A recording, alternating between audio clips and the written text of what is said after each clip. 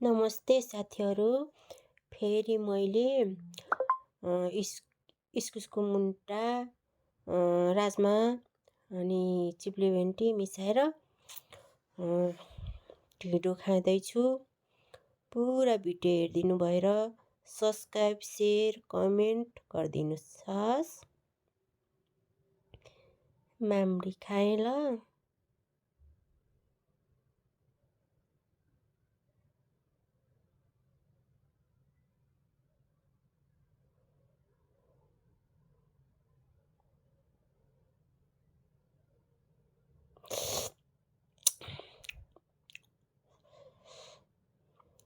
लप्सीको अचार,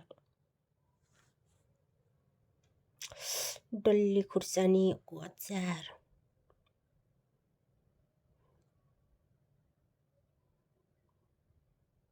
इस्कुसको मन्टा। वाउ, मिठो। यो इस्कुसको मुन्टा चाहिँ मैले त्यो बाटामा पानी हालेर 10-12वटा जति त्यसमै टुसाएको इस्कुस रोपिदिएको थिएँ। अनि त्यसको मुन्टा हो क्या पलाएको, पानी हाल्दै गरेको। अनि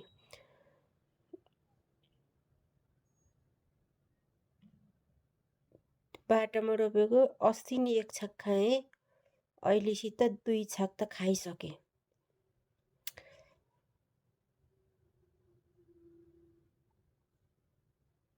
एकै ठाउँ बाक्लो पारेर रोपिदिएको क्या।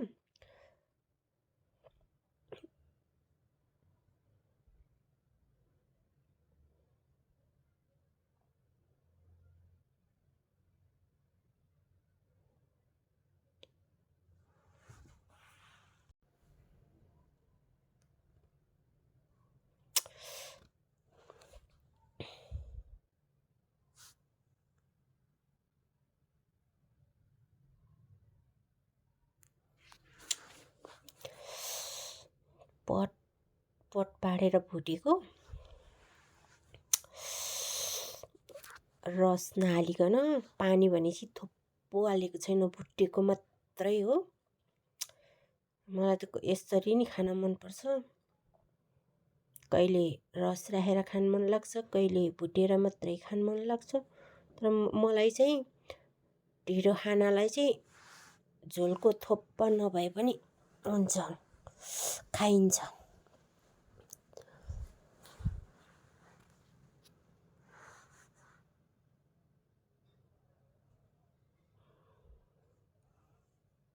यो इस्कुसको चाहिँ त्यो लामो लामो गएको मुन्टा होइन, त्यही छोटो छोटो पलाइरहेको थियो कि। अनि मैले त्यसको टुप्पो चुराल्दै राखिदिएको।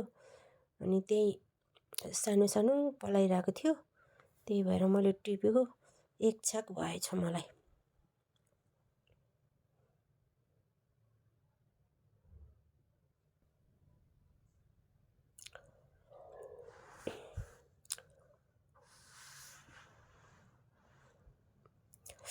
तातो छ। आज चाहिँ मैले ढिँडो पनि अलि साह्रो गरेर पकाएको। अनि चट्ट खानालाई सजिलो अड्किँदैन क्या, घाँटीमा टाँसिँदैन।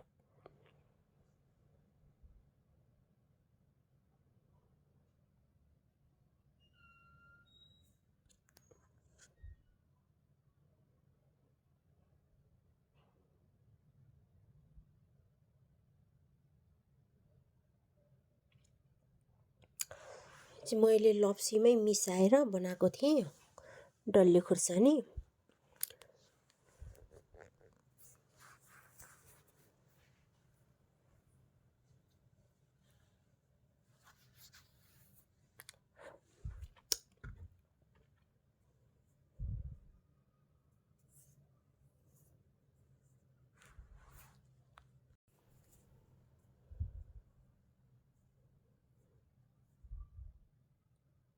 यस्तो छोटो छोटो छ।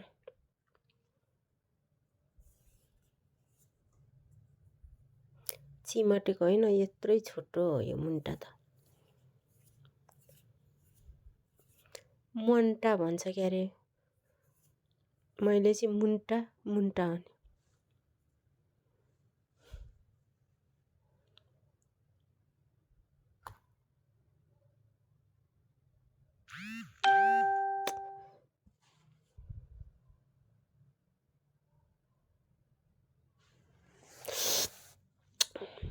मिठो छ लप्सीको अचार।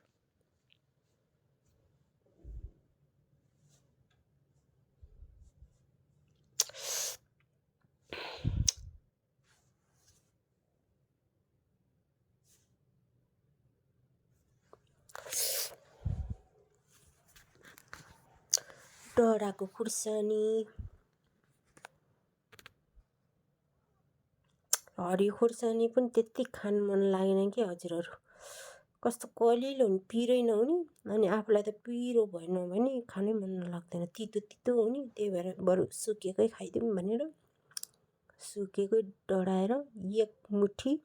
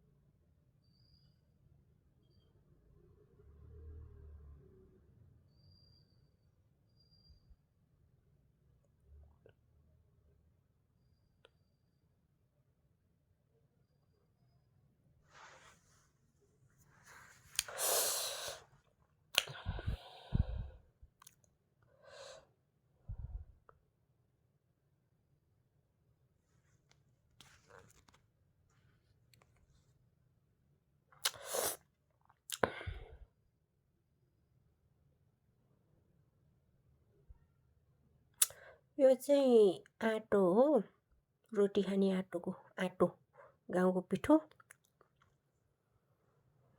को ढेँडो बनाएको मैले।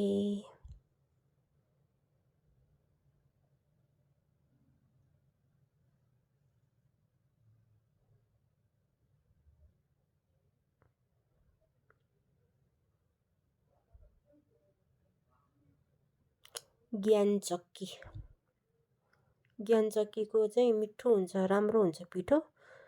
आफैले ओरिजिनल गाउँ पिनेको जस्तै हुन्छ क्या, त्यो अर्को चाहिँ मिठो हुँदैन, सेतो हुन्छ बढी।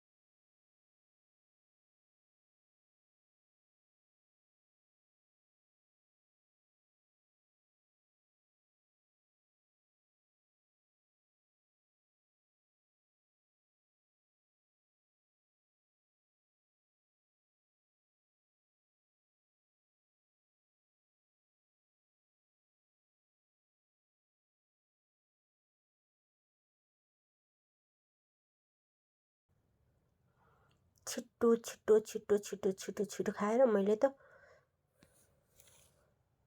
सकाइदिएँ।